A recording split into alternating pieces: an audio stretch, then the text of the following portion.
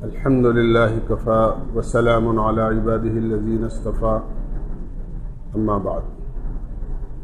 دوست بزرگوں، میں نے کل عرض کیا تھا کہ ہر قسم کے مال پر زکوٰۃ فرض نہیں ہے۔ شریعت نے جو اموال متعین کیے ہیں زکوٰۃ کے لیے وہ چند قسم کے ہیں اور وہ بہت تھوڑے ہیں، جیسے سونا چاندی ہے، اسی طرح روپیہ پیسہ ہے، اسی طرح مال تجارت ہے۔ اس کے علاوہ جو لوگ جانور پالتے ہیں ان پر جانوروں کی زکوٰۃ فرض ہے اپنے شرائط کے ساتھ، اور جو لوگ کھیتیاں کرتے ہیں، کھیتی باڑی کرتے ہیں، ان پر کھیتی کے اعتبار سے زکوٰۃ۔ لیکن چونکہ ہم لوگ شہر میں رہتے ہیں اور یہی تین قسم کے اموال ہمارے پاس ہوتے ہیں، یا تو سونا چاندی ہے، یا روپیہ پیسہ ہے، یا مال تجارت ہے، تو پہلے سمجھیں سونے چاندی کا نصاب شریعت نے جو متعین کیا ہے، سونے کا نصاب 7.5 تولہ ہے، یعنی تقریباً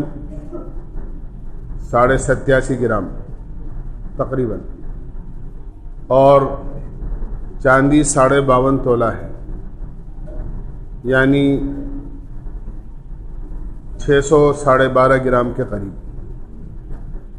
یہ چاندی کا نصاب ہے، وہ سونے کا نصاب ہے۔ اگر کسی کے پاس 7.5 تولہ سونا ہے یا 52.5 تولہ چاندی ہے تو یہ آدمی شریعت کی نظر میں مالدار ہے، اس کو اپنے سونے چاندی کی زکوٰۃ ادا کرنی ضروری اور فرض ہے، چاہے وہ مرد ہو یا عورت ہو۔ عورتوں کے پاس عام طور سے زیورات ہوتے ہیں۔ سونے چاندی کے سلسلے میں ہمیں یہ بات بھی یاد رکھنا چاہیے کہ سونا چاندی جس شکل میں ہو، چاہے وہ زیورات کی شکل میں ہو، آدمی اسے استعمال کرتا ہو یا استعمال نہیں کرتا ہو، ویسے ہی رکھے ہوئے ہوں، یا سونے چاندی کوئی ڈلی کی شکل کے اندر، جیسے عام طور سے سونا چاندی ہوتا ہے، اگر زیورات نہیں بنے ہوئے ہیں ویسے ہی ڈلی وغیرہ کی شکل کے اندر ہے تو بھی زکوٰۃ فرض ہے، زیورات کی شکل میں ہے تو بھی فرض ہے، سونے چاندی کے برتن یا اور کوئی آئٹم بنے ہوئے ہیں تو بھی زکوٰۃ فرض ہے۔ یعنی سونا چاندی جس شکل میں بھی ہو، اگر وہ نصاب کے بقدر ہے تو اس کی زکوٰۃ ہمارے ذمے ادا کرنا ضروری اور فرض ہے۔ لیکن ایک بات یہ بھی ذہن میں رکھنا چاہیے کہ جس آدمی کے پاس 7.5 تولہ سونا ہو اور چاندی وغیرہ اس کے ساتھ بالکل نہ ہو، تنہا، تو جب تک 7.5 تولہ سونا نہیں ہوگا اس پر زکوٰۃ فرض نہیں ہوگی۔ لیکن اگر کچھ سونا ہے اور کچھ چاندی ہے